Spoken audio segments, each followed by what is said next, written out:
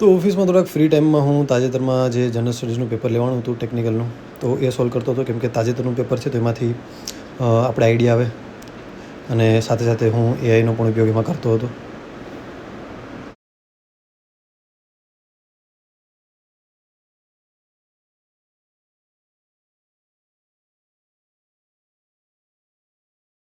તો ઓફિસમાં free time હોય તો બુક મારી પાસે જ હોય છે, તો હું વાંચતો રહેતો છું. થોડું ઘણું ઓફિસે પણ 1-2 કલાક વચાઈ જાય છે.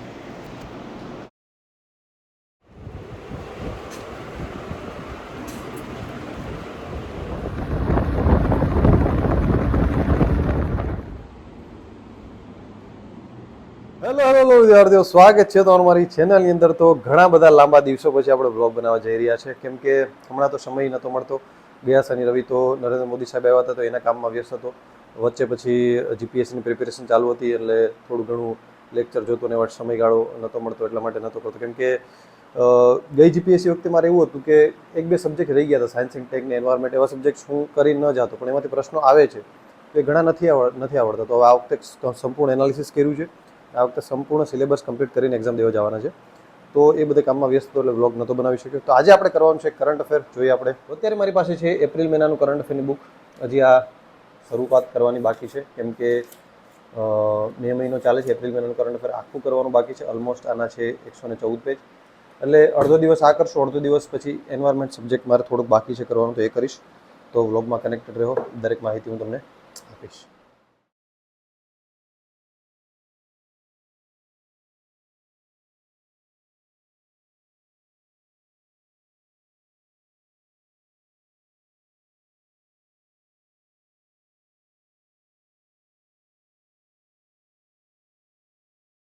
તો સાયન્સ એન્ડ ટેકનોલોજી એવા સબ્જેક્ટ આપણે કઈ રીતના કરવા જોઈએ? તો પહેલી વાર તો આપણે જો વાંચતા હોય તો આપણે ખબર ન હોય તો એનું આપણે ક્યાંકથી સર્ચ કરી લેવું, અથવા તો આપણી બુકમાંથી જોઈ લેવું છે. પણ સાયન્સ એન્ડ ટેકનોલોજીને આપણે જે મેઇન બુક વાંચતા હોય એમાંથી જોઈ લેવું, અથવા તો એને આપણે ઇન્ટરનેટમાંથી કઈ રીતના જાણી શકીએ એ પણ આપણે હમણાં વાત કરશું.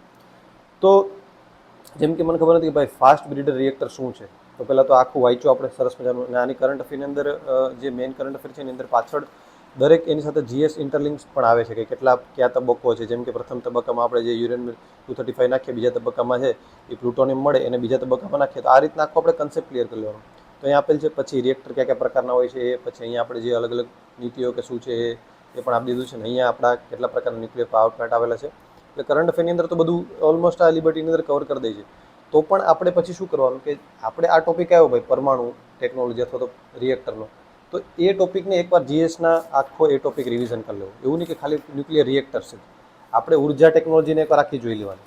એટલે એનાથી આપણું રિવિઝન પણ થઈ જશે, ભલે આપણે કરેલું હોય. જેમ કે આને રિલેટેડ પછી મેં ઉર્જા ટેકનોલોજી પણ કરી નાખી, કે આપણી ઉર્જા, કેમ કે ઉર્જામાંથી એક પ્રશ્ન હોય જ છે. દર વખતે તમે જીપીએસસી જોશો તો ઉર્જાનો પ્રશ્ન પૂછે જ છે. તો આપણે પહેલેથી ઉર્જાનું એકવાર રિવિઝન કરી લેવાનું આખું, કે ભાઈ કઈ રીતના આપણે ક્યાંથી આપણે ઉર્જા મેળવી છે, શું છે. તો આ જ્યારે હું કરતો હતો ત્યારે મેં એનું આપણે ઘણીવાર કેવું થાય કે એઆઈનો ઉપયોગ ખાસ બહુ સરસ મજાનો કરવાનો. જેમ કે આપણે આ બધું કરતા હોય તો ન સમજાય તરત એઆઈને પૂછી લેવાનું. ભાઈ જો આપણે અહીંયા પૂછ્યું કે ભાઈ ભારતની તેની ઉર્જા, વિદ્યુત ઉર્જા કયા સ્ત્રોતમાંથી મળે, તરત ખબર પડી કે ભાઈ આપણે એક તો અશ્મિભૂત ઇંધણમાંથી મેળવીએ, બિન અશ્મિભૂતમાંથી મેળવીએ છીએ, કઈ રીતના આખું બધું, કેટલા ગીગાવોટ બિન અશ્મિભૂત આપણે મેળવીએ, એ પછી પૂછી લેવાનું એને ક્યાંથી મેળવીએ, શું છે. એક મિનિટ. તો એ રીતના પછી આ ડેટા છે એ કદાચ આપણી બુકમાં જૂનો થઈ ગયો તો નવી બુક લેવાની જરૂર નથી. એ ડેટાને આપણે અહીંયા ટાંકી દેવાનું. જ્યાં પણ આપણે યુઝ કરતા હોય તો અહીંયા લખેલા જ હશે કે બિન અશ્મિભૂતમાંથી આપણે કેટલી ઉર્જા મેળવીએ છીએ, શું છે, અત્યારે સ્થાપિત ક્ષમતાનું કેટલું થઈ ગયું છે, બધી વસ્તુ લખી દેવાની. પછી એને પૂછી લેવાનું કે અશ્મિભૂત ઇંધણ દ્વારા કઈ રીતે વિદ્યુત ઉર્જા પ્રાપ્ત કરવામાં આવે. હવે આ એવું વસ્તુ છે કે ઘણીવાર એક્ઝામ એમ ન પૂછે, પણ આ કન્સેપ્ટ ક્લિયર હોય તો વધારે ખબર પડે કે જો ભાઈ આપણે કઈ રીતના ઉર્જા પ્રાપ્ત કરી શકીએ. આખો ડાયાગ્રામ આપી દીધો એટલે આપણે ખબર પડે. થર્મલ પાવર પ્લાન્ટ દ્વારા કેટલી ઉર્જા આપણે ઉત્પાદન કરવામાં આવી છે, કઈ રીતના ઉત્પાદન કરવામાં આવે છે. એટલે આપણે એક જાણકારીમાં ન્યુક્લિયર પાવર પ્લાન્ટમાં અશ્મિભૂત કહેવાય કે બિન અશ્મિભૂત, તો એ તો જસ્ટ એમને કર્યું હતું, કેમ કે એ તો બિન અશ્મિભૂત જ કહેવાય આપણે. મને એમ તો એમાં તો વરાળ નીકળે છે ને બધું. ઉર્જા સ્વચ્છના દિવસ મેળવી શકાય, તો પછી કોલસા આધારિત શું કામ મેળવીએ છીએ? આપણે પ્રશ્ન પૂછવાનો. આપણે ઘણીવાર વાંચતા હોય તો એમ થાય કે હાડું આ કેમ થતું. એઆઈ અત્યારે આપણે એક મેન્ટર તરીકે જ ગાઈડ થાય છે, મેન્ટર જ છે એવું પૂછી લો. ગમે એવું વાહિયાત પ્રશ્ન લાગે પૂછી લેવાનું. હવે આપણે તો પછી કોલસા આધારિત કેમ? તો આ ઘણીવાર મેન્સમાં પ્રશ્ન આવી રીતના પૂછાય હતો, પણ મને ક્યુરિયોસિટી થાય કે આ કઈ રીતના. તો આખું ઉર્જા ટોપિકમાં અહીંયાથી એનો કન્સેપ્ટ ક્લિયર કરી લીધો એઆઈને પૂછીને. જેમ જેમ વાંચતો ગયો કે ભાઈ બિન અશ્મિભૂત ઓકે, એમાં સોલાર પેનલ લાગે આ રીતના હોય, ઓકે, પછી આ રીતના કોઈ સોલાર સેલ. પછી ઘણીવાર કેવું થાય, એકવાર પ્રશ્ન મેન્સમાં આવો પૂછી લીધો હતો કે બાયોગેસવાળું કે કઈ રીતના કાર્ય કરે છે, તો એવું પૂછી લેવું. જરૂર નથી કે આવા પ્રશ્ન, અને ન પૂછાય તો પણ જાણે કે જો લિથિયમ આયન બેટરી છે તો એ તરત જ આપણે એટલું જ આપ્યું છે, પણ કઈ રીતના કાર્ય કરે એકવાર જોઈ લેવાનું, એટલે એ યાદ રહી જાય તમને કે ભાઈ હા અહીંથી કેથોડને એનોડમાંથી અહીંયા જ્યારે બેટરી ચાર્જ કરીએ ત્યારે એનોડમાંથી કેથોડ તરફ જાય ને પછી ઇલેક્ટ્રોન છે એ આ સાઈડ ચોંટી જાય એટલે એ બેટરી ડિસ્ચાર્જ થાય. આ રીતના આખું કન્સેપ્ટ આપણે ક્લિયર કરી શકાય. તો એ રીતના પછી આપણે કુલ સ્થાપિત 150 ગીગાવોટ તો કઈ રીતે માપવામાં આવે છે, પછી એ પણ મને આઈડિયા થાય કઈ રીતના માપવામાં આવતી હશે. તો એ બધું આખું એનું કીધું છે. એ જો કે પૂછાય નહીં કઈ રીતના માપવામાં, પણ આપણે એક હોય કે ભાઈ કેટલા કિલોવોટ આપણે 150, એમાં આપણે 200 ગીગાવોટ આપણે વિદ્યુત ઉર્જા સ્થાપિત કરી, તો કઈ રીતના છે 200 ગીગાવોટ, મિનિટના, કલાકના શું હશે, એ બધું અહીંયા પછી એ રીતના આપણે પૂછતું રહેવાનું બધી વસ્તુ.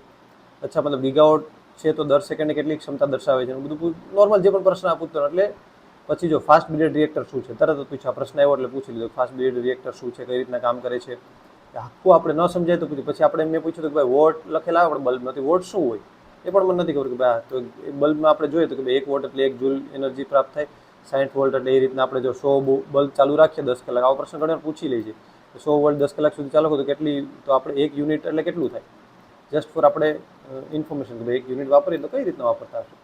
તો એ રીતના આપણે 5-10 મિનિટ થાય પણ આખો આપણે કન્સેપ્ટ ક્લિયર થઈ જાય એની અંદર. તો એ રીતના આપણું સાયન્સ એન્ડ ટેકનોલોજી જેવા સબ્જેક્ટ, એન્વાયરમેન્ટ જેવા સબ્જેક્ટને એ રીતના કરવાના કે કરંટ અફેરની સાથે સાથે એના ઇન્ટરલિંક સાથે કરી લેવાનું. જેમ કે અહીંયા તમે કરશો તો એનું ઇન્ટરલિંકેજ તો આપેલ જ હશે કરંટ અફેરની કોઈ પણ કમ્પાઇલેશનમાં. જેમ કે આ ચૂંટણી હમણાં થઈ તો ચૂંટણી પંચ વિશે માહિતી તો આપેલ છે, પછી એમ થાય કે ચાલો ચૂંટણી પંચ વિશે થોડુંક વધારે જોઈ લઈએ, અથવા તો ઉર્જા સુરક્ષાનું પૂછાણું જ છે તો સાયન્સ એન્ડ ટેકનોલોજી કરવી જ છે, તો ચાલો ને ઉર્જા ક્ષેત્રમાં આપણે બધી ઉર્જા પ્રકારની પરમાણુ ઉર્જા અને બિનસ્ફીભૂત ઉર્જા બધી રીતના ઉર્જા કરી લઈએ. તો એ રીતના આપણે કરીએ અને આ રીતના જ આપણે કરતા રહીશું.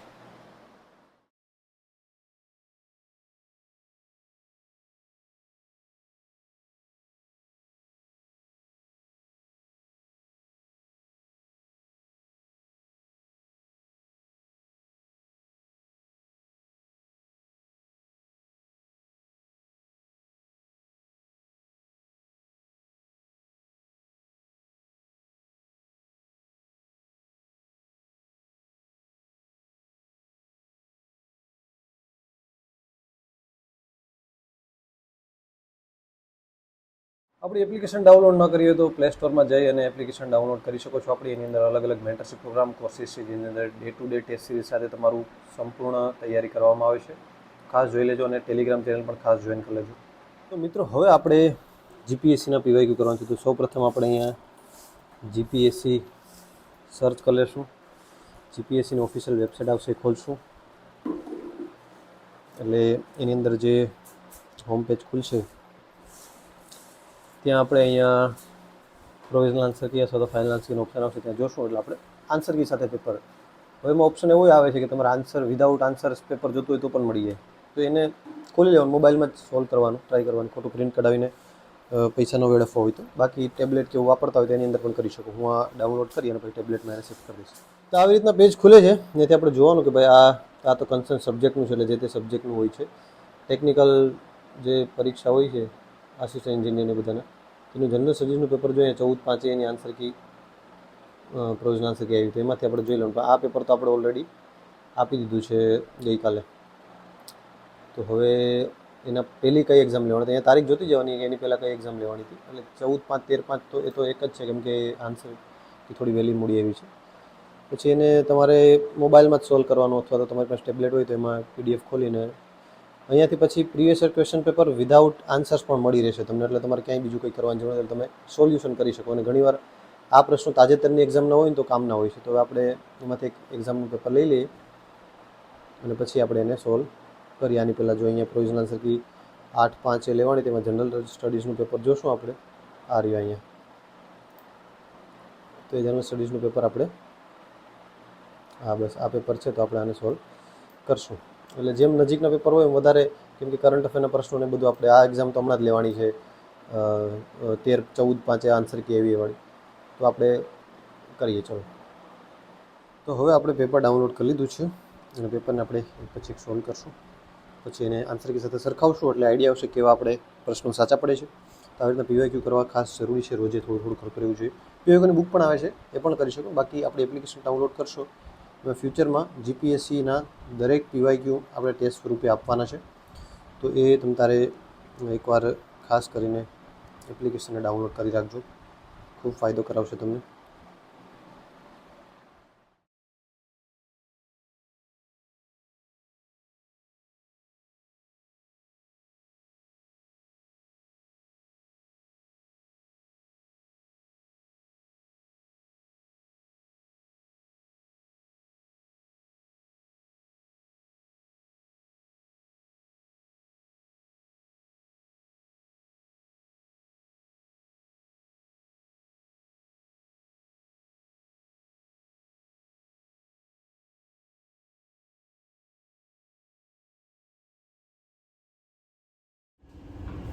તો આજે સન્ડે હતો અને માંડ ફ્રી થયો હતો, તો હવે થોડાક વાળ કપાવી લઈએ, કેમ કે પછી પાછો સમય નહીં મળે. હવે આપણા મેન્ટરશિપ પ્રોગ્રામમાં લાઈવનો સમય થઈ ગયો છે, તો સ્ટુડન્ટ સાથે ઇન્ટરેક્શન કરી અને લાઈવ લઈ લઈએ. તો લાઈવ ઓલમોસ્ટ 1 કલાક જેવું ચાલ્યું છે, ખતમ થઈ ગયું છે. હવે થોડીક વાર આરામ કરીએ.